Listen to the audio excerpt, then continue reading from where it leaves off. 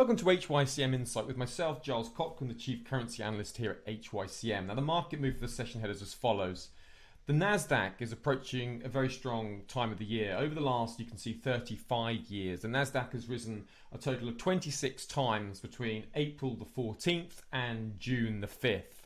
Now, the largest gain was in 2003 with a stunning 18.85% return. Biggest loss was minus 13.21% in 2010. Now, one major factor to consider is that the Nasdaq is largely driven by tech stocks.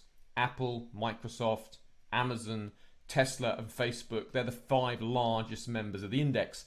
And so you can see that the index is heavily concentrated with tech companies, but it also does include companies from other sectors. It's often used for a barometer of the health of the technology sector.